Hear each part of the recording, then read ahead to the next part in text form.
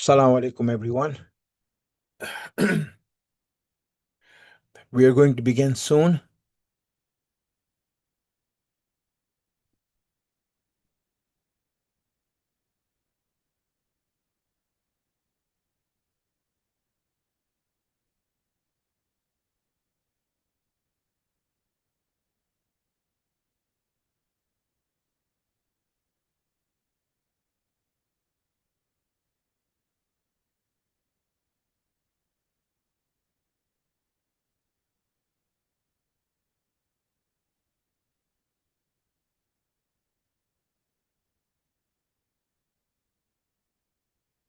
Right, I'm just going to do an audio check.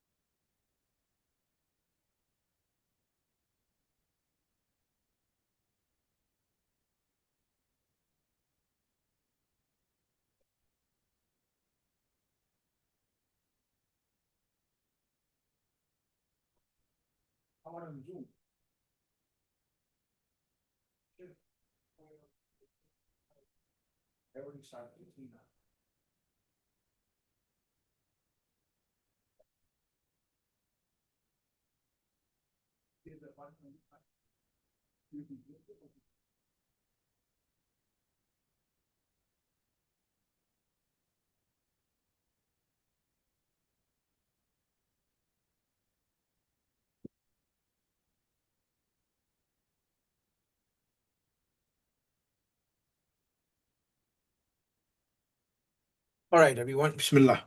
We are going to get started. I'm going to be recording this webinar.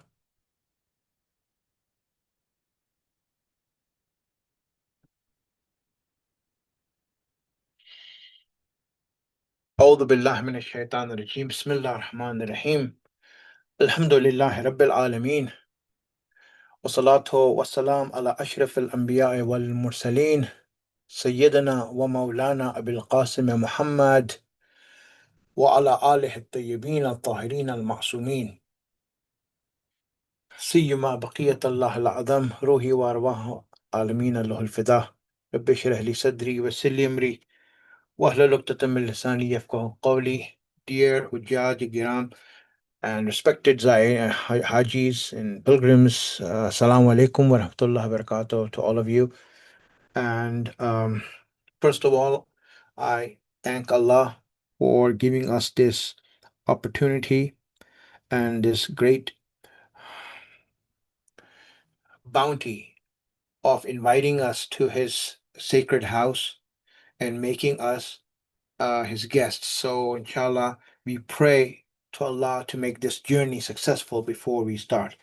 This webinar that we'll be having is a short webinar, and I'm just going to go through the process of Hajj. This is the first webinar we are having, and I just want to make sure that everyone understands the process that they'll be going through, how the system works, and what we are going to be doing, and what will happen, so that everyone should be aware of the processes that take place for Hajj in the modern day. Um, Now, I am recording this webinar. So for people, there is a chat where they can ask questions. And if you want, whenever you're listening, you can ask questions on the subject that we're talking of. At the end, you will have chance to ask any questions, and we will go through all the questions and we'll try to answer all the questions for you. So let's get started with this orientation for Hajj 2026. All right, the agenda that we have, as you can see here,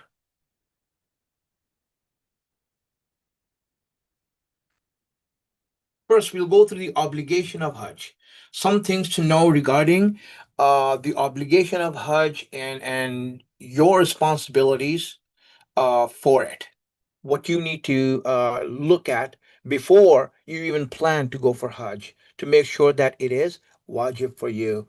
So that's first thing that we'll go through. Then we'll go through the nusuk system. This is the modern day system that has been created for Hajj.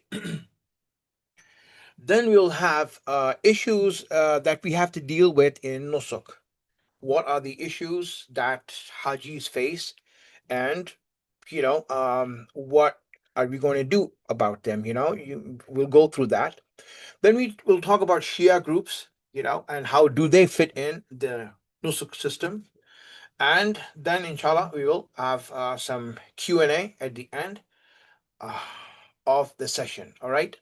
Now, this is for a broader audience, not just for those who applied and registered, but for anyone who wants to go for Hajj. They need to know these things, and they need to be well aware of what to expect. Otherwise, there'll be a lot of frustrations for those people who are not aware.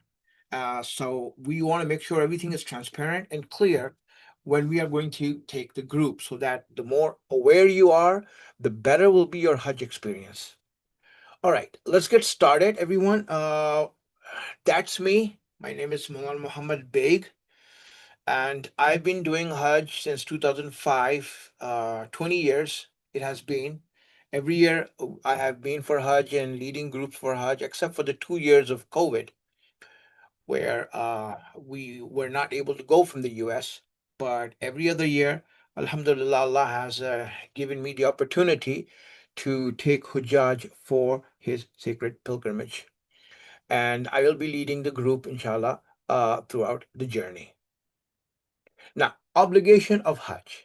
Now, Hajj, we all know it's wajib on us, at least once in a lifetime. And let now, in explanation of that, right? Meaning with certain conditions. If those conditions are met, then Hajj is wajib on you. And that means that you cannot avoid going there. You can't just say that, oh, I'm not going to go this year because I don't feel like it. Or, you know, I have some other plans. If Hajj becomes wajib, then you have to go. No matter what, you have to go. If all the conditions are fulfilled, you have to go. And as our Imams have said, that anyone on whom Hajj is wajib and does not perform Hajj will die a Christian or a Jew. In other words, he will die a non-Muslim. He will not die as a Muslim. So it's very important that when Hajj becomes wajib, then I have to go no matter what. If I can afford it, I have to go. I can't delay it any longer. So this is obligation. So let's go through this and understand it. Now, what are the conditions for Hajj? Some are simple, and let's go through them. Number one, Balak, you have to be an adult. Now, age restrictions right now for Hajj is 12 years. That is Saudi things, but Bulugh and Balak, you know that. Aqil and sane, yes, someone should be Aqil. We know that. And this is third. Third thing is that you cannot commit haram on the way to Hajj, meaning that you cannot sneak into Hajj without visa and do Hajj. That Hajj is batil. If you do Hajj, by crooked means, that Hajj is batil. And a lot of people think that, hey, we just have to get it done. So no matter how we get there. Actually, that's not the way it's done, right? One of the conditions for Hajj is that on the way there, you have to have the permit for the Hajj, whatever is visa right now, or anything like that. You cannot do haram. You cannot disobey the laws, when you go for Hajj. That's number three. But number four is istidat. Now, this is very important. Ability. You need to have ability to go. Now, this is where Allah says that Hajj is wajib on everyone. Man istata'a ilayhi sabila. For those who have the ability to go there. So, what does this ability mean? So, this ability is now, inshallah, we'll go through it. These are the things that you need, requirements for ability. And this is very important for all of you who want to go for Hajj, right? Number one, you should have enough expense for the travel, meaning that the travel and the expenses on the travel on the way and all of that, you need to have that.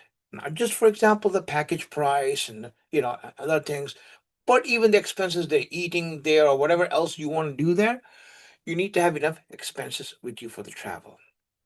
Number two, you should be healthy, right? That you should be able to go through Hajj, um, and you should have the health to go through it. So, for example, if someone needs a wheelchair and they can afford a wheelchair, then they must pay for the wheelchair, right, to do the Hajj. So whatever they have, and if they can afford that and do it in a way that you're healthy doing it, then you have to do it. Number three, no obstacles should be on the way that, for example, you know, like uh, you- like a fear of death, fear of being robbed, or something like that. So that's number three. Number four, you should have enough time for Hajj. So, for example, if you don't have time for Hajj, you can only take, for example, 5 days off, then you cannot do Hajj, right? At a minimum, right? At a minimum, you need at least 9 days, 10 days to do Hajj, because of the restrictions of flights coming into Saudi and leaving Saudi, because they don't allow people to come, after a certain date, and they don't allow people to leave before a certain date. So that's the reason that you need to have enough time for Hajj to be wajib on you. And after that, enough expenses for his family, meaning that when you leave your home, you should have enough expenses back home, that your mortgage is being taken care of, your expenses are being taken care of while you're gone. You cannot leave your family in financial crisis going there. And you should not fall into hardship, financial hardship after Hajj. Meaning you should have enough money that even when you spend for Hajj, that after that, uh, you don't. You're not going to fall into hardship when you go back. That you can't take care of your expenses, and everyone is in trouble because of your Hajj. That is a Hajj that Allah does not want you to do. He wants you to make sure that you have enough money. That's why Hajj is for those who can afford it. It's not for everyone. And Allah made it that way. And there's wisdom behind it, which inshallah, if we ever have the time, we'll go through it.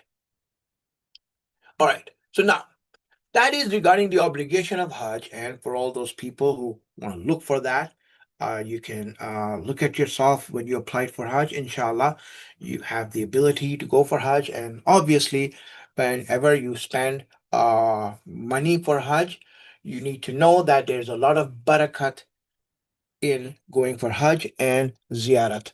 When you go for Hajj, there's a blessing that Allah gives you in your money, and He repays you for the money that you spent. He will take care of you. That is a faith and belief and trust that we should have. All right, let's go to Nusuk, right? Nusuk, what is this Nusuk, right? The system of Hajj that has been made. All right, regarding Nusuk, let me just show you the fatwa of Ayatollah Sistani, right? It's very important for everyone who's going for Hajj nowadays to know that. And it's very simple. The question is that because the system is that you can just apply for Hajj to go to yourself, you don't need a group or a caravan or anyone to go with you. Can you just go through the system of that is Nusuk and this system where you can just go alone and do your Hajj? And the answer is that if you cannot perform the Hajj according to Shia rules, then going to Hajj with Nusuk is problematic. There is Ishkal. Meaning you have to do it according to Shia rules. And that is one of the issues of this system for Shia people. For the Sunnis, it's not a big problem because the Hajj is done according to Sunni rules now, and that's always been the case. So the Shias will have their certain differences of what timings to leave where and how to get where and all of these things. But when you go with the Nusuk, then you have to go with the other Muslim brothers and sisters, and even if it goes against your Shariat and your laws according to Imam Sadiq alayhi salam. So that is the fatwa of Atullah Sistani. It's very important for us to know that. Now, Nusuk system. Now, what is this Nusuk? Let me explain a little bit about Nusuk so you understand this system.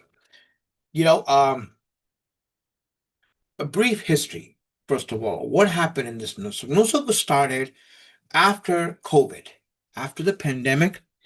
There, where Saudi youngsters had some time to create they had an idea that, hey, why don't we do Hajj online? Uh, let everyone go through Hajj online. And what that will do is that it'll make everyone go through us, and then all the money will come to us and we can tax everyone. So that's the idea of Nusuk. Because before Nusuk, it used to be travel agents, and Saudis used to give visas to travel agents like Manana Travel or Adam Travel, these type of travel agencies. They would give visas to them, allot them visas, and these travel agents will then, gather Hajis and organize their Hajj and will take them there. And they would take their cut, whatever it is for their work that they do. Now, one of the things that was happening is that the money that was spent for Hajj by Hajis was not being taxed by Saudis. There was no taxes on it. So when I buy a flight through Turkish Airlines, I don't pay taxes to Saudi for that. But what they wanted is that no, even if you spend the money for ticket, we need to tax you because you're coming for Hajj. So what they did is that they made this whole system where all the 15% tax can be taxed on every penny that you spend for Hajj. Everything that you're spending for Hajj, even if it's a ticket, a flight that you're buying from Qatar or Turkish or Emirates, but you have to pay tax 15% to the Saudi government for that. This is, you can say, the actual reason for Nusuk. The whole idea of organizing and being more organized, that was just uh, smokescreen, because really it's worse than before right now in terms of organization. But anyway, let's go through this. A brief history of Nusuk. So, uh, 2021, in 2020 and 2021, Hajj was restricted to Saudi residents only because of the COVID. They did not open Hajj for other residents. So now in 2022 was the first year where this started. The online platform, at first it was called Mutawif. That was the initial pilot program that was implemented. And Alhamdulillah, we were the only group from the West attending Hajj, meaning there was no other group here, not Sunni. Caravan 72 was the only group there that attended Hajj in 2022 when Mutawaf was there, because we were able to uh, break down their system and then see how we can make a group, because we knew that if we want to go for Hajj, the Shias want to go for Hajj, they can't go alone there. They have to have guidance, and so alhamdulillah, Allah helped us that we were able to find a way. And then in 2023, same thing happened. Nusuk, now that name Mutawif changed to Nusuk. And this was an online platform that was created for Muslims in USA and other non-Muslim countries. And in 2023 also, uh, we were the only group there. Caravan 72 was the only group from the world, meaning non-Muslim world, right? There was no other group, Shia or Sunni, and in that year. Then after that, so this was our group, some of our group in 2022 with the Mutawif. Then we had our group in 2023 that was there, and then goes forward to 2024 and last year. This was the history of Nusuk, to make it light. All right. Uh, now, how does this Nusuk system work? This is what we are discussing in Hajj process. This is what we need to know right now. How does this system work? Well, here's a chart that'll help you, right? You see, it's run by the Hajj Ministry. Hajj Ministry, Nusuk is just a platform. It's an online platform. The company that made it is in France, headquartered in France. There's no office of Nusuk in Saudi Arabia. There is no office there for Nusuk. No one knows where Nusuk is. It's just online. Even you'll see the Saudi companies that work with Nusuk, they don't know where Nusuk is. And Nusuk, no live person comes and meets them. They have to communicate with Nusuk through emails, like all the Hajis. There's a phone number you can call where there's an answering service. They will just take your phone and give you just generic answers, and that's it. You can't talk to anyone. Meaning there's no actual real person there. No one even knows. Even in Saudi, they don't know where the office of Nusuk is. So this is an online platform, right? Now you have, and what they did is that they have Saudi companies, Saudi travel agents that they approve to give services for Hajj. Then you have pilgrims, which is us. And now the way it works is that Hajj ministry will approve these companies, these travel agents, Saudi companies. These were some of the names of the companies from last year. And this year, literally this week, they started approving the companies. They haven't even started approving companies yet. Few of the companies have been approved, but they're still going through details with the Hajj ministry regarding the company. So, uh, it is um, the timeline for Hajj, it's like always shady. But right now, the companies, these are the companies. Now, what they do is that the Hajj ministry approves them. Now, the companies, what they do is that they are responsible for providing services for Hajjis. Now, the way they do it is that they make packages. For example, they'll make the packages, the hotels and all that, which I'll show you right now, and upload the packages on Nusuk. So let's see some sample packages, all right? Here's a sample standard package from a couple of years ago, all right? So this is how it looks when it's loaded on Nusuk. What you'll see is that it's a standard package. There's standard, there's deluxe, and there's luxury, all right? And so right here, you see that there's dates mentioned on the top. Right away, you can see the dates and then the package ID number. For example, this is from a company called Rawaf Mina. So this package is Rawaf 366. Now, Rawaf 366 is, as you can see, for 18 days, right? And on the left-hand side, you'll see the company name, and in the middle, you'll see the hotels. For example, if you see Medina Makkah, so it's Medina first, then Makkah second. So the hotel in Medina is shown and mentioned, and the hotel in Makkah is shown and mentioned. And on the right hand side is the calendar, right? For that, so the green marks a stay in Medina, the gray marks the stay in Makkah, and in between are certain, you can say details. Not a lot, but you can see the details. These is just in brief. When you click this, it goes to a detailed thing. At the bottom, you'll see the flights that are offered with it. So you can choose one of the flights that's being offered with this package. So this is how a package will look. Now, the price is also mentioned there for the package. Now, for example, then you have, for example, a luxury package. So the same thing, but for a luxury package, you'll see how that is done. Okay, I just want to explain to you so you understand this, that the packages are offered by the companies, the Saudi travel agents. Now, when the travel agents do that, now the Hajj is online. Now, Nusuk will release those packages for pilgrims to at first see. You can go and research and all these things. That's what we do, right? We research the packages, work with the company.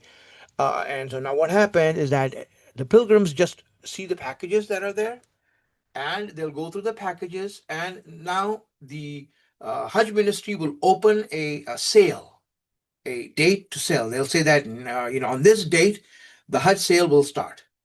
And on that day, they will randomly open the sale.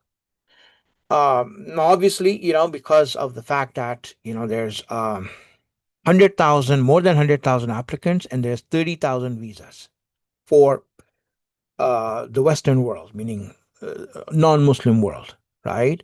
There's 34,000 visas. So the sale will end in about 15 minutes. Yeah, it'll be sold out in 15 minutes. It'll be finished, right? And that's it. And the 66,000 people who did not get the visa or the package, they will have to wait till next year. So this is how the system is working now. Now, after the packages are bought, then the job of nusuk is finished. Job of nusuk is finished. Now the pilgrims have to deal with the companies themselves. So this is how what was intended. Now Hajis deal with the companies, companies take care of the pilgrims, and so forth. So now, my friends, what actually happens? This is very important for us to understand this before we're leaving, right?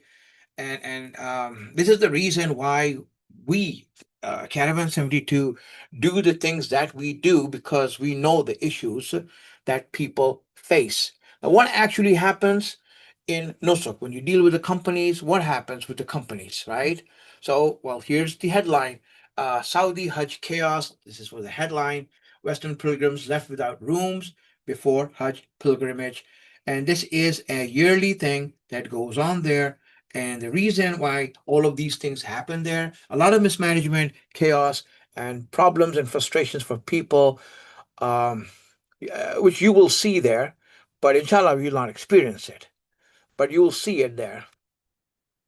Now, what happens is this: each company is dealing with 5,000 to 8,000 people. You see, the travel agents from US used to deal with 100, 200 people, and they would know each person's name. They would know the roommates that you're with and everything, right? So if I'm organizing 100 people, I can deal with 100 people easily. I know all of you by name. There's a relationship I have. You know me. We are able to, organize things for you and like that. But if I have to deal with 1,000 people, it gets difficult, because now 1,000 people is too many people. And you don't know where people are. You don't know their rooms. You don't know anything. So what happens is it leads to a lot of mismanagement. People don't have rooms or beds because they don't know where the beds are empty in the rooms. There are beds, but they don't know which room has empty beds, because it's just too many people and too many hotels that they have to deal with. So they are like divided between 10 hotels. And so these people are like really having a difficult time. Number two, no customer service and no one to answer questions. So when you get your Hajj visa, after that, that's it. The job of Nusuk is done. Now you deal with the company. Company doesn't answer your phone. They don't answer your phones. You'll see that they're receiving too many calls, and they don't have that much staff to get to everyone's phone and answer them. And even when you do call them, very few of them speak English, and that's the reason why there's no customer service after that. So people are in the dark until they get their ticket, until they get these things, which they don't know what's going on. And that was the problem then. Now, I said that very few people speak English. So what happened is that the company started appointing guides. And I'll explain to you how this works also, right? They appointed guides. Now, the guide also, what happened is that they didn't know what was going on because there's no communication from the company. So eventually, the people show their anger and frustration at the guide, and the guide ends up running away.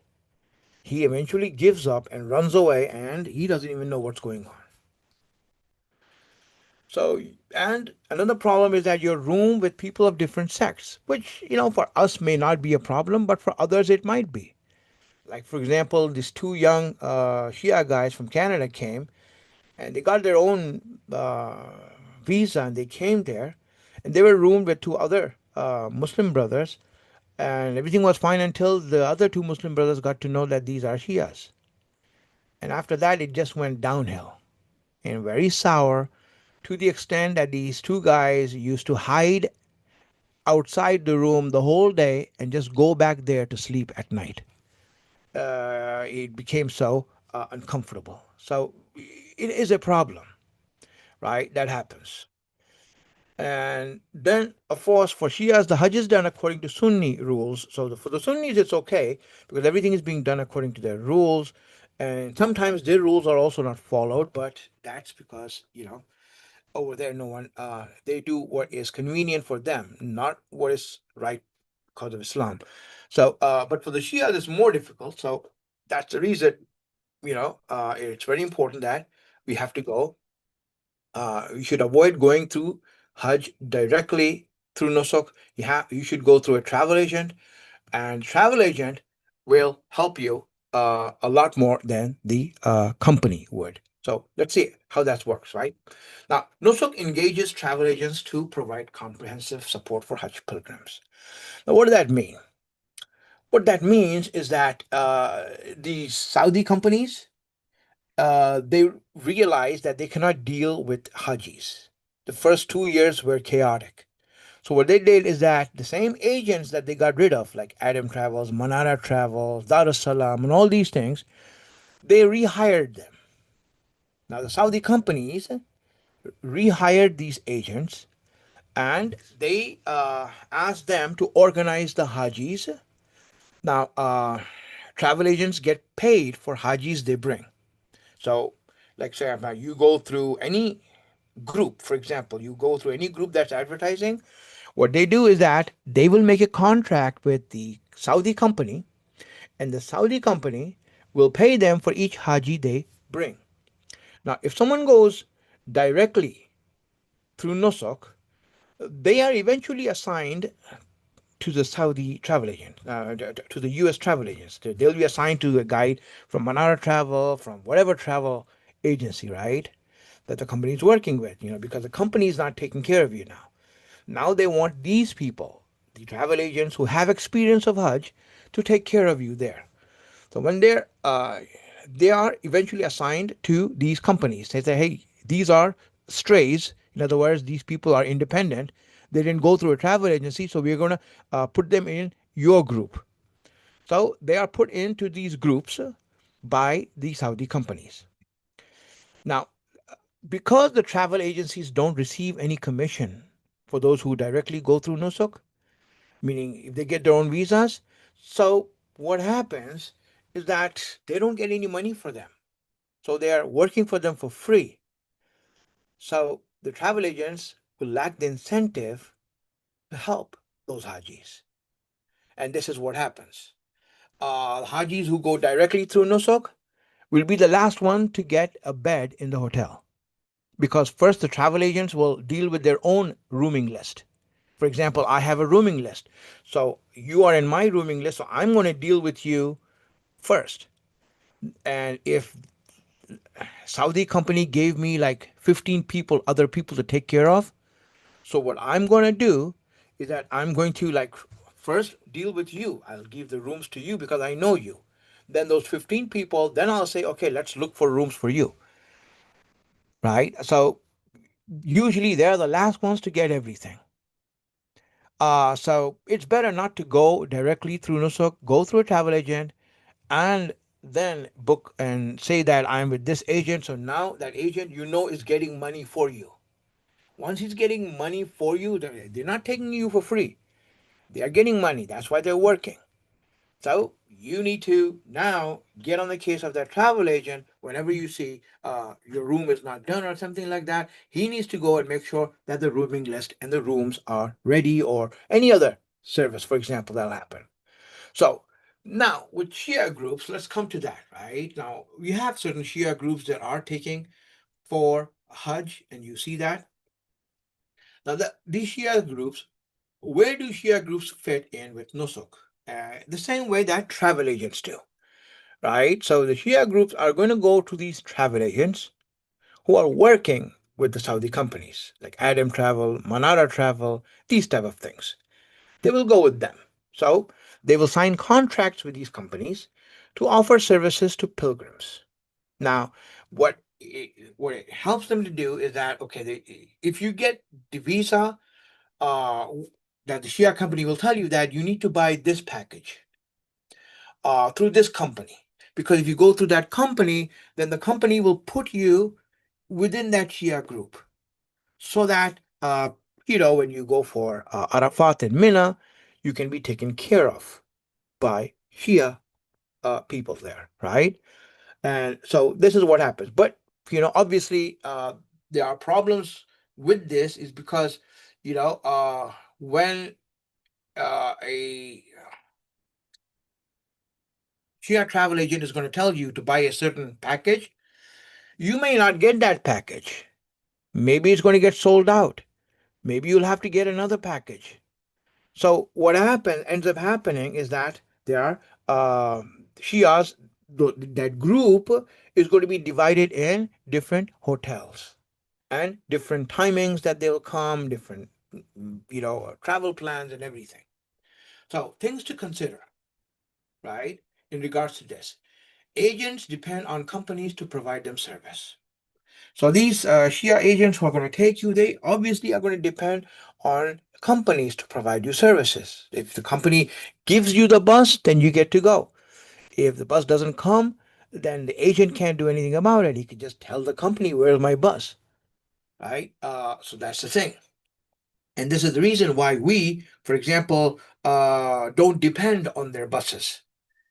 Everyone who comes with us, we make sure that that we have our own transportation there that we know is going to come on time, and that we don't miss, and that we don't have to pay kafara or a sheep or ruin our Hajj in that way. So this is very important to understand. Number two, if there are not enough Shia pilgrims, then they would be put in tents with Sunnis, as the tents in Arafat are not less than 400. So, see, these tents in Arafat are very big, and there's always issues in those tents if Shia Sunnis are together because, the Shias, they want to do their amal, they want to read du'as, they want to do these things. So, if you're with Sunnis, they want to rest. And if you're doing du'as, they don't want that. They don't like that. They say if you're resting, you can't just do that. So and it becomes problematic, right? It becomes problematic. So these are things to consider when trying to join a group. Delays should be expected as services are being provided for thousands of people. Those are there, and that's why it's very important for a Shia group to make their own arrangements for everything. If people are self-registering, then the group will be divided into different hotels, which I explained to you. There'll be different hotels, and it's very difficult to gather the group together for anything. For going for ziyarat, for anything like that, you'll see that it's like chaotic to do that, right? All right. So we went through that. Now, it is necessary for Shia to find a Shia group that will help them to do the Hajj correctly under the guidance of a religious leader, religious scholar. That is, inshallah, that's what Ayatollah Sistani made sure that everyone understands in terms of going for Hajj. All right. So, now, what to ask a group and what to expect before joining. If you're going to join Caravan 72, what should you expect from them before joining? Number one question to ask is that are they doing the registration on Nusuk, or are they are asking you to do the registration? It's very important because, as I said, if they're doing the registration, what that means is that they're putting you as a group. So when you go as a group, you're staying, together, and you're being dealt together. So they're organizing you as a group. You don't register yourself. If you register yourself, obviously you get your own visa. Whatever package you have to deal with that package, and you have to deal with the company now. So the agent really can't do much in that regard. I can't do much if you are going to register yourself. Maybe in Arafat and Mina, I can help you if you are with the same company. But other than that, let's say I cannot help you. That's the reason why we do the registration for you, because we know that we're going to put you together as a group, and we're going to work and move as a group when we go for Hajj. How far is the hotel from the Haram now? When you buy packages on Nusuk directly, a decent cheap package runs around $11,000, including the ticket, right? Luxury will run around $16,000. That's, and up. And this is, I'm turning the lower end. Higher end, it can go way high. How are you going to protect the beds in Mina? Now, this is another problem for Shias, because the Shias first go to Arafat and the Sunnis go to Mina. Now, when they go to Mina, right, they take, they'll go to all the beds and they take the beds. And usually, what happens, whatever empty beds they find, they just take. So, when the Shias reach on the day of Eid to Mina, uh, they don't, I mean, they will have beds, but those beds are scattered, so they'll have to go around and look for empty beds throughout the camp. And this becomes chaotic for a group because now all the people are in different places, and then and then you have to take care of these different people. So we want to make sure that the beds for a group are protected, and it's very important that we protect those beds. How are you traveling from Medina and reaching Makkah on time, as nights are very short? Okay, this is important, right? Because what happens is this: right now, Hajj is in the summertime, so the days are long and the nights are short. Now, this is important because when we go from Medina to Makkah, the travel, usually should take only 6 hours, but because of many reasons, it might take 8, 9 hours by bus because of stoppages, because of checkpoints, because of so many things. And so, um, it's highly, I mean, it's very difficult to reach there by morning if you leave Medina by bus. And it's very difficult to reach there by morning, and that is the reason why the safest way to travel is by high speed train, right? And that's what we do. We will buy the high speed train that is included in the package. We will include that in the package, and that why? Because it's necessary for us to leave on time and reach there on time so that we know that our Hajj is safe and it will not be hurt by us reaching late. So this is very important to know how the group is doing that. If you have to do it, it's very difficult, for you to go alone by train because, trying to get from the miqat to the train station and from the train station to the hotel, you know that taxis don't take you all the way to the hotel. Also, they will drop you somewhere, and from there you have to walk. So it's not that easy that you just go by train. All of these things have to be organized, right? These things have to be organized so that you are able to travel by train and that you can reach your hotel safely. Anyway, so the conclusion of this is uh, such. So let's go through some things that we have to deal with. Important dates for you all to remember, right? These are important dates that everyone should know now for our group. We will end the broadcast for the people who are not here, and I will just a minute.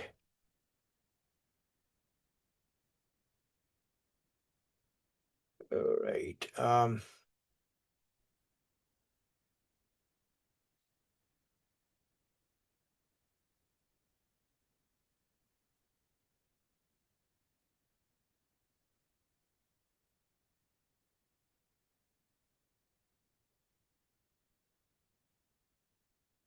All right, everyone. I'll be right there with you.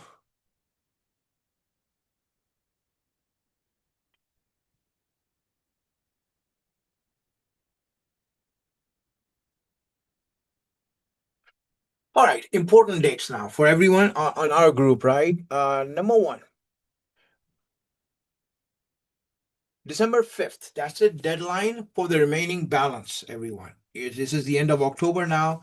You just got November. December 5th is the deadline for the remaining balance of whatever package you're going to get, either the standard package or the deluxe package, whatever it is. We need the money by December 5th, and that's the first date for you to remember. Second thing is December 20th. That is the date when the packages are going to be released by the Nusuk. It will be released on Nusuk for observation and research. There's nothing, it's not important for you all. You just need to know this because we will be doing all the research because we have all the registrations and everything. We will do everything at that point. Because what helps us is that we are directly working with the company. So when we are working with the company, so we already know the packages and we know what packages we're getting. I am working with the company to create a specific package for us, that will not be for any other people. So these are things that I'm working on. And because of that, I'll be traveling to Saudi next week. and inshallah, we'll be there to discuss these things with the company so that we can organize this better. Now, December 25th, we are going to be uploading the funds on Nusuk around December 25th and afterwards. This is an important date to remember because these are funds are going to be uploaded, because anyone who wants to cancel or anything like that, before we upload the funds, which I will announce, you know uh once the funds are uploaded, then cancellations does come with charges, which I will explain right now. January 20th, that is the announced date of Nosok for the Hajj sale. January 20th is the sale. That's when we are going to get ready for the sale. We do have a dedicated team, but if any one of you wants to volunteer and take part in this exciting uh, ritual that has become a ritual now of buying the packages, you are welcome to do so, and join our team to do that. All right. So that is HUD sale round one. Now, from after the HUD sale, there'll be a round two also and a round three. From February 10th to 28th, finalize package details. All the details, will be finalized by the companies. They will finalize it. It'll continue into Ramadan. Then after Ramadan, inshallah, we start our Hajj preparation. March 15th to May 15th, I will announce the dates for our webinars, for everything that we have to go through. Inshallah, we will do that to prepare everyone for their Hajj. All right. List of pilgrims. My friends, following is the updated list of Hajis so far. So please take a look at this list and please check for your name. All right. I'm going to show you the list of people that we have, and we have them numbered. Here we go. That's the first page. Just check your name, make sure you're there.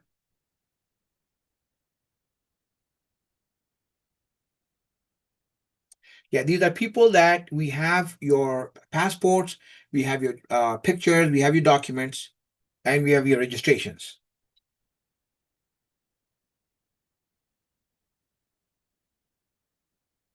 All right.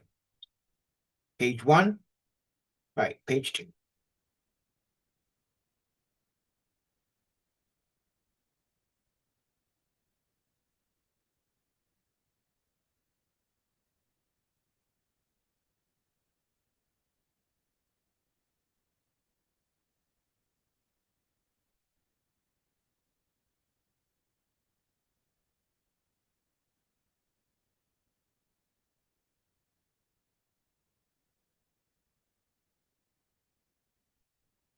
Uh, you've done that. Page three.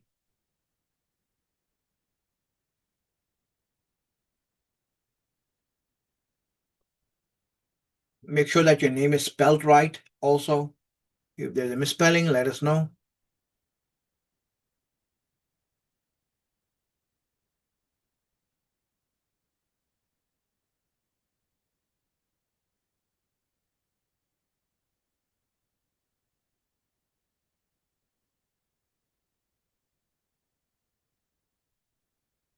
And that's page four.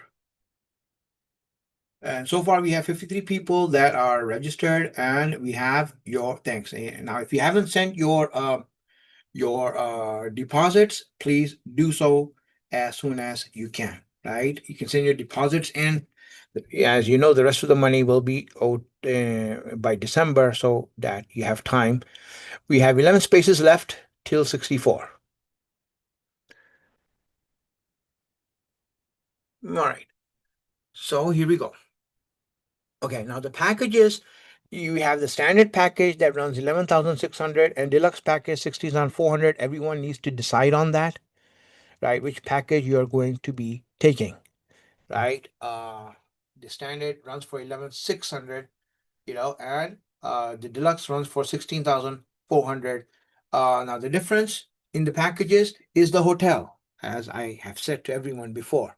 The way we do it is that we will buy economy packages, all of it, and then we will upgrade the hotel with that extra money, that $4,800 extra, we will upgrade that hotel to a hotel which is near the haram walking distance, because those hotels are expensive, right? Those hotels are expensive, and to get any of those hotels is, like, that's what we pay the extra money for.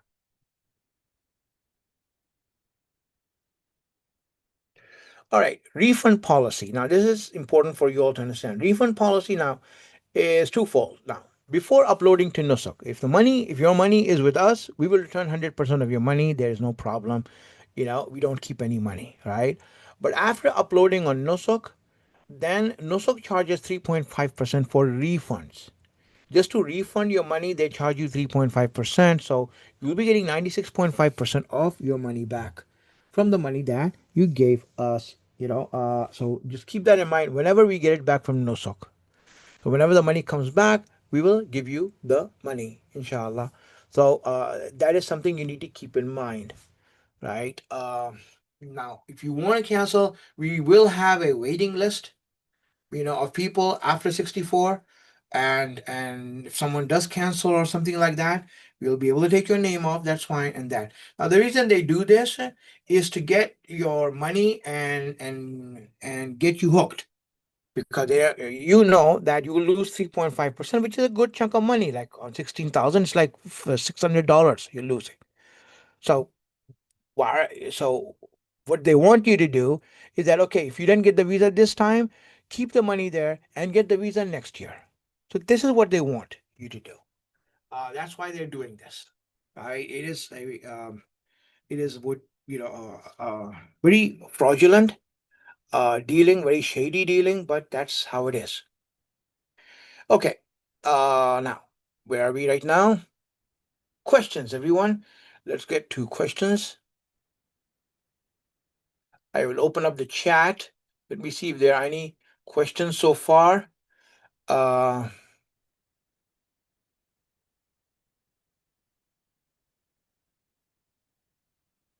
okay, very good. Now, the ladies in Mina, right? Is the first question. What about the ladies in Mina? Are they with everyone, or is there a special arrangement for them? Okay. Now, as I said, in Mina, right? You know, uh, Usually we will keep you with other Shia groups that are with the caravan. If there are not any Shia groups or anything like that, then yes, you will have to be with other sisters, other Muslims also, right? That is something that you have to be prepared for. But the good thing is that we will make sure that our room is separated, because every year we go there. Our place is separate, and our ladies are separated, because we know the people, we know the company, and we have arrangements with them that our room is locked. Now, one of our team members, right, will stay back in Mina and make sure no one enters our room, right? They will make sure that no one enters our room, and that the arrangements are made for sisters also in that way. So we don't have to do anything ourselves on December 20th. No, you don't have to do anything. You don't have to do anything right now. The only thing you did is register with us. The 64 people we're taking in the full service package, what that means is that we will do everything. We will organize you, we'll register you on Nusuk, we will buy the packages, we will deal with the companies, we'll get everything ready. I will just be keeping updating you and letting you know how we are going to be working together, and making sure that it's right? So you just need to relax and make dua. Make lots of dua, because really we need to make dua, and with Allah, a lot. Inshallah, with those du'as, you know, we will put our trust in Allah. Can you please elaborate on the standard package versus luxury package, and which one of these can we expect? Okay, now as I said, luxury package is the only difference is the hotel that you will be staying at. Especially in Makkah, because in Medina all the hotels are next to the Haram, right? So you don't have to worry about that. and they're all like the same range. But in Mecca, right, the hotel, it's a huge thing. What happens in Mecca is that the hotels that are for standard packages or anything that's around 11,000 something, you see anyone offering it for that much, it means that you're going to be staying either away from the haram, meaning in a play in like a neighborhood of Azizia, which is close to Mina, where you'll have to take a shuttle or a taxi to come to the haram. You can't walk there. One, it'll be too hot to walk, and you won't be able to walk, right, that much through traffic. So you'll have to take a shuttle or a taxi to come. So people who go on the standard package should expect to pay cab fare there, right? You need to pay cab fare throughout the time you're staying in Mecca. So expect to pay about $200 to $300. Keep that as standard. Because it's less, you pay $200 to $300. That's the difference, right? The luxury package, the hotel will be very close to the haram, where you can just walk to the haram. Yeah, it's right there in front of the haram, and you can just walk to the haram. And it will be obviously of a higher category. So it is for those people who want to spend the time, and since they're going there, a lot of people would prefer to just stay close to the haram. Yeah, you're not going to do Hajj every year, right? It's a once in a lifetime thing for a lot of people. Maybe someone might go after some years, but right now, you want to do it. If you have the money, spend it. If you have the money, spend it. Make yourself comfortable, make yourself easy. If you have the money, again, I said, "Man istata'a ilayhi sabila" is what Allah said. If you can afford it, spend it. You're going for Hajj. You're going to do your Hajj. You want to make it easy on yourself. You have the money to do it, then spend it. Don't be afraid of spending money there, because that's how it's going to be. Um, if there's a misspelling on the list, just let me know. Right? Let me know. I showed you the list. I will load the list on the group also. You can go through the list and let me know regarding that. Okay, the next question is, can you please let us know estimated travel dates for Hajj? Okay, very good. The travel dates are going to be between May 15th and June 3rd. When I go on this trip to Saudi, and if I can get the information from them for the packages, I will be able to let you know and give you a more clear idea as to the dates. But it will be between those. May 15th to June 3rd, you are safe. You will be safe with these dates, right? Make sure you note that. May 15th to June 3rd, it's on the website also, on the flyer also. So just those dates, in between those dates, it will be there. It might not be the whole dates, it might be less than that, but I will let you know, inshallah, in December. For sure, I will let you know the tentative exact dates. All right, let's go down to the next question.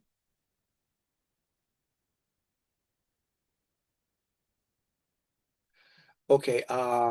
Now, for the brother who said my first name is split to first and middle, please, if you can message me directly, and I will note that down.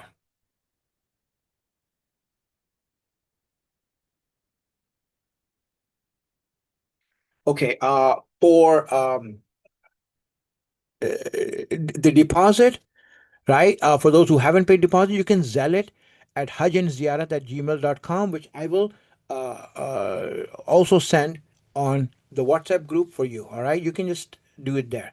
But for the main amount, I will give you the banks that we have, so you can deposit your checks in the banks, because the we don't want you to send any big amounts through Zelle. It won't be possible for you all to send that much money through Zelle.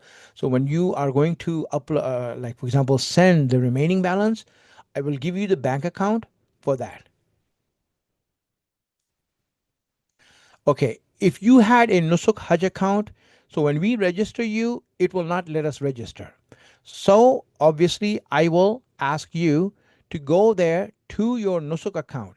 Get on your Nusuk account, right? There's a link there. You can go onto your profile page. If you scroll all the way down, there's a button there to delete account. You need to delete the account for us to register you. So, inshallah, for anyone who had an account previously, like the brother is saying, I had an account in 2024. So, if you had an account in 2024, also, no matter how, when you had the Nusuk account, it's there. So, it will not let us register again. So, you have to go there and delete that account.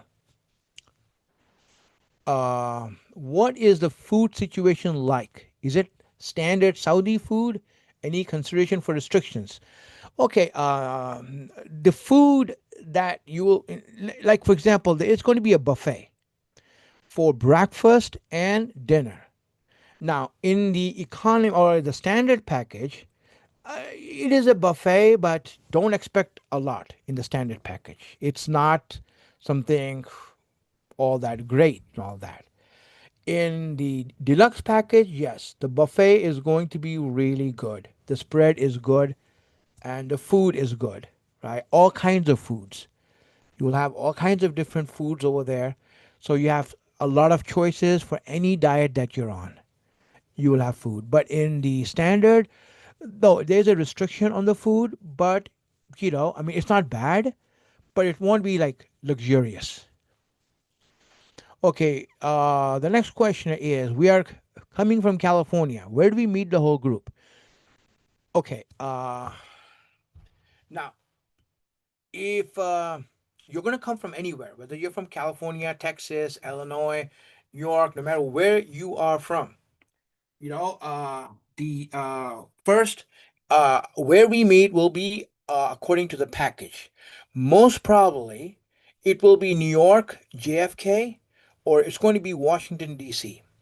Now, the people traveling, because the airline and the seats is not in our control. Whatever the package is, we're going to get that seat, right? And we're going to get that flight. That's not in our control. So what happens is that unfortunately, people coming, let's say from anywhere, if the flight is in the morning, they'll have to come one day before, stay overnight in New York, and then fly. That's the only way. That's how it happened last year. It is a problem, but we have to do that, And we had, I mean, airlines is one of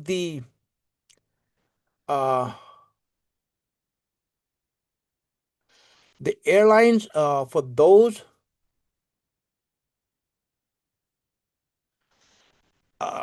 those people. Uh, this right now in Nosok, this is the most chaotic thing, right? Of all their organizations, that is a ticket. They want the tickets in their hands because they can take the taxes from it. But the problem that happens, more than the taxes that they take, is the very difficult flights that they give us. For example, we had people from Atlanta who had to fly to Los Angeles to get their flight from there. And they came back to Los Angeles. And from there, they had to fly back to Atlanta to their home. So you see, this is going to be a headache. So be prepared for that, right? We will try to be, I mean, most probably we want to get everyone out of GFK or Washington, D.C. We'll see what we can get. But really, it could be anything. So be prepared for that. Know that you're going for Hajj, and that's the way it's going to be. All right. On the day of Hajj, when the roads are closed, how can we travel to the Haram if I'm going in the regular package? Well, very good. First of all, what we'll do is this. For those who are in the regular package, because they don't live near the Haram, so the roads to their hotels are open. The roads that lead to their hotels are open. You can get a taxi and you can go to your hotel there. I would advise you that there is, and I'll show you that there is a bus service that is provided for Hajis, free bus service from Mina when we do the stoning to the Haram. So that bus has a direct route without going through traffic, and it will reach the Haram in 15 minutes, right? Less than 15 minutes, you're at the Haram. From the haram, then you can take a taxi and something else to get to your hotel. For those who are living near the haram, they will just walk to their hotel. Now, which airport city as group do we leave from? Most probably it will be JFK or Ronald Reagan in Washington, D.C., right? But I will let you know in December as soon as those details are going to come out in the packages. Okay, which airlines have you generally flown with in Nusuk? Okay, we flew 1 year on Saudi Airlines. The first year because that was the only airline that was working to take us there. The last year, um, most of us went through Qatar Airways from New York. Right, that was the flight from New York. They gave us Qatar Airways. So, some people went on Egypt Air, right? Year before, some people. That's it. Okay. If we are going to come from India, can we join from Jeddah? Yes, you can join from Jeddah. You can join from Jeddah too, because if you come from Hyderabad, but the only problem is this, that your flight is going to be purchased with the package. So you will lose that ticket, meaning that ticket will be useless.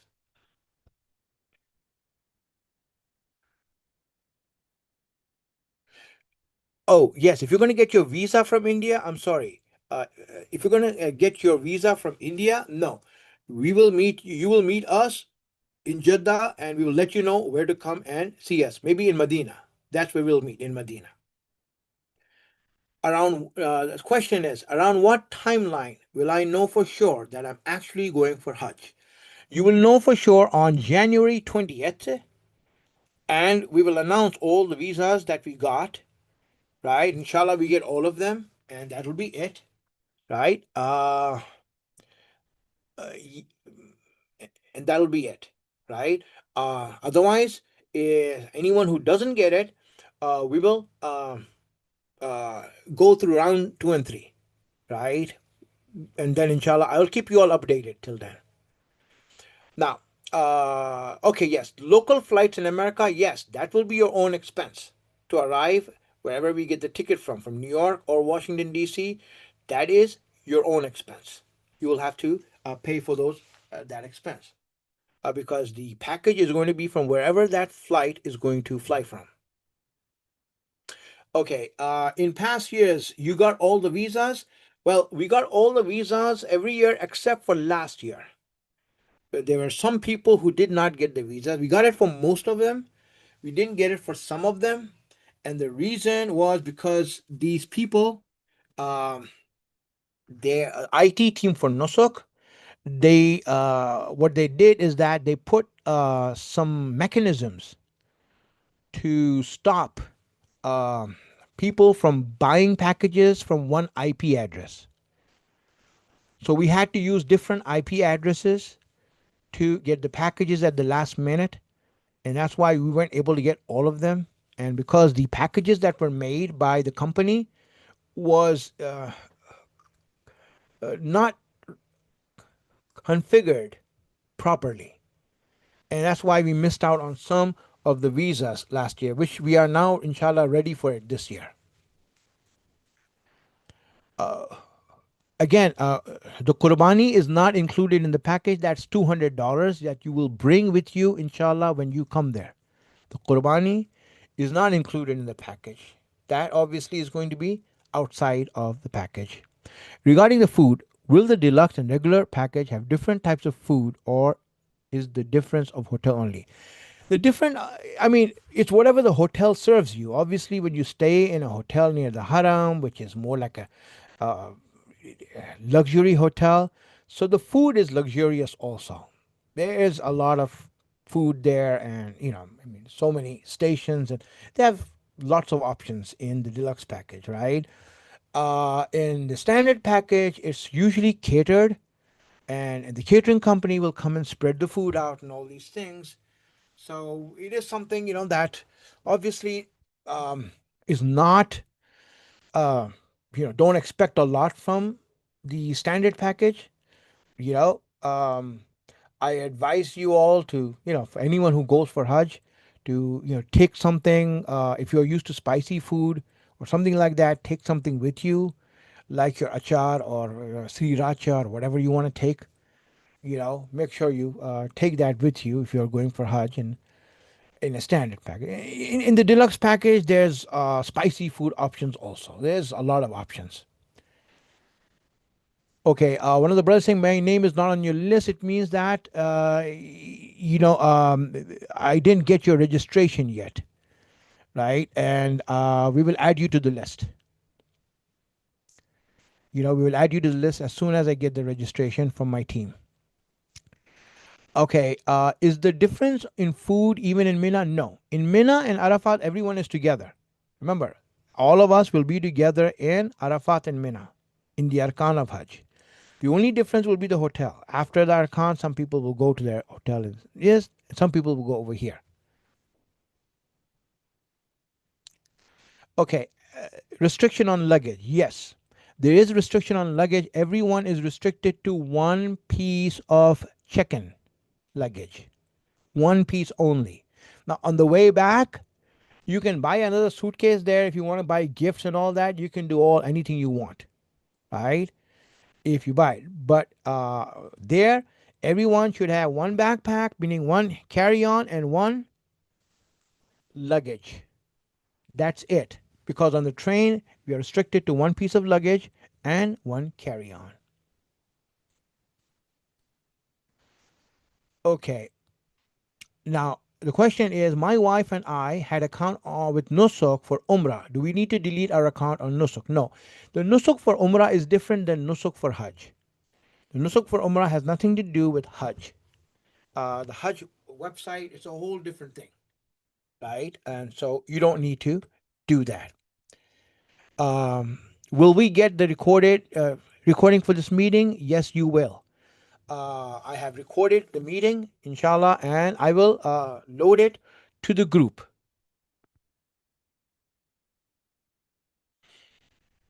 Right. So now, there'll be other webinars also. I just want to, this webinar we had, I just want to introduce the whole Hajj team, the Hajj process, how Nusuk works, and what to expect. We do have a team. We have a team in Jeddah, right? And we have volunteers here also who are experienced, in buying packages.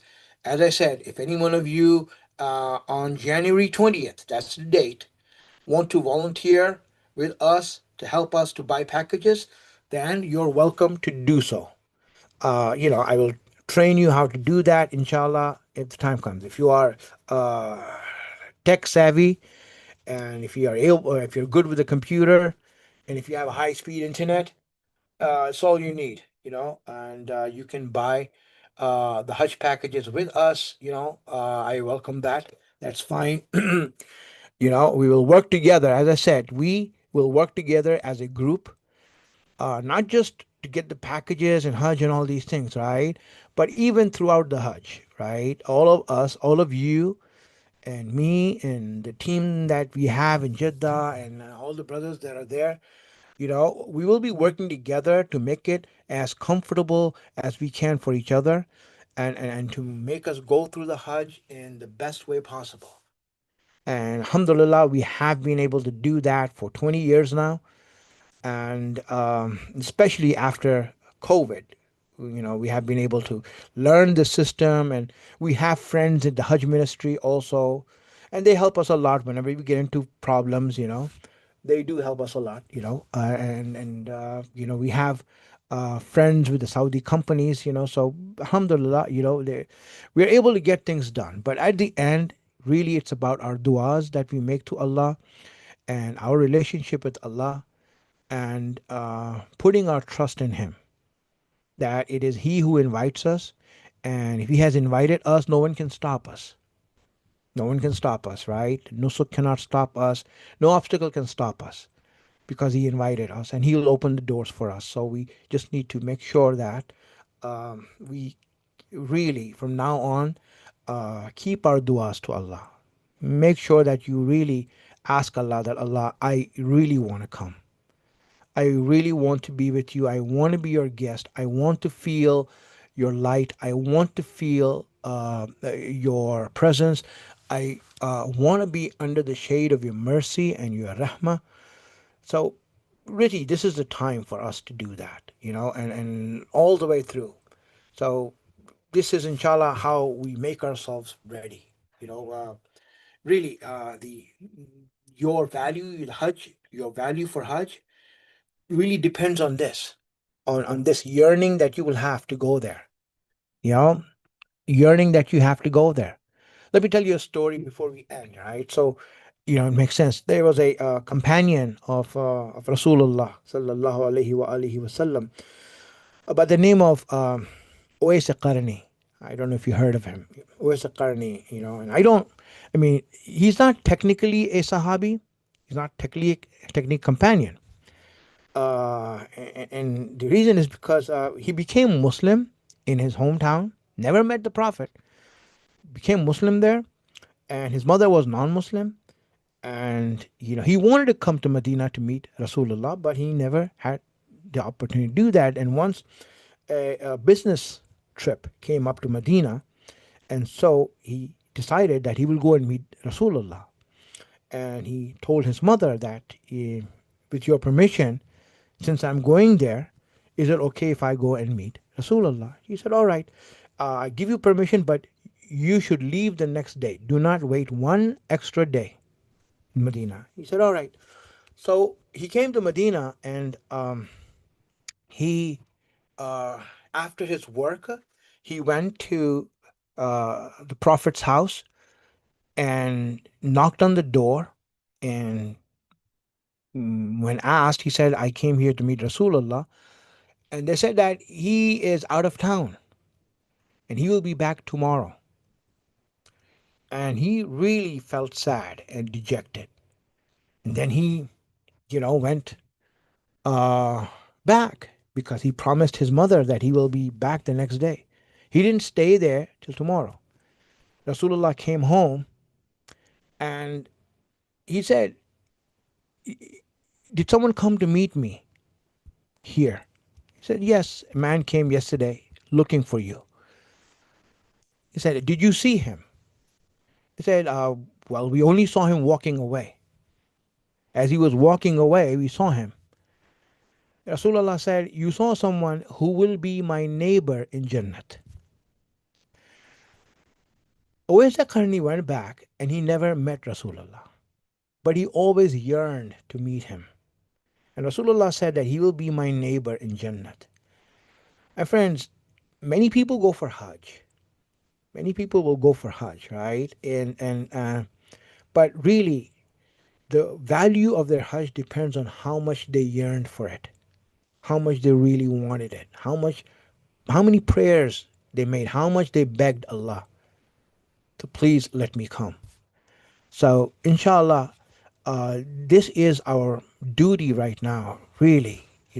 Going for Hajj is really we need to make those du'as and have that yearning and get our hearts ready for this invaluable and priceless meeting that we will have with Allah. So, inshallah, I'm going to end the thing right now. I appreciate all of you for being here. May Allah bless all of you and make our Hajj journey safe. If you have any questions or anything like that, you can always message me. I'm on WhatsApp. You can message me.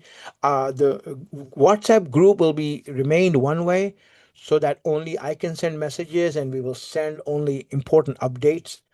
We don't want that WhatsApp group to get flooded with messages. So if you want anything, please, you can just ask me, on WhatsApp. I will be traveling. I will be traveling, inshallah, uh, for the to Detroit. That's where our office is here in America. Our office is in Dearborn, and then I'll be traveling to Jeddah where I will be attending the Hajj conference with the different Saudi companies and Nusuk and Hajj ministries, and get all the information from there, and make sure that we are up to date as to what's going on. You are in the process of registering, all of you. It will happen because Nusuk just started. They're not even at full strength yet. They're not even at full strength yet. So don't worry about the registration. As soon as we register, you'll see that in 5-10 minutes the approvals happen as soon as they are in full flow. Right now we are just, at the end. I will be traveling to Saudi on November 4th, and then I will be back in December. But I will be available on WhatsApp. We will have a we will have a uh, hopefully a webinar if I get more information in December, to update you again as to what's going on. But I'll be updating you on WhatsApp. And yes, the webinar is recorded, and I will post it to the group so that anyone who has missed it can see it. May Allah bless you all. Thank you so much, and we will see you again.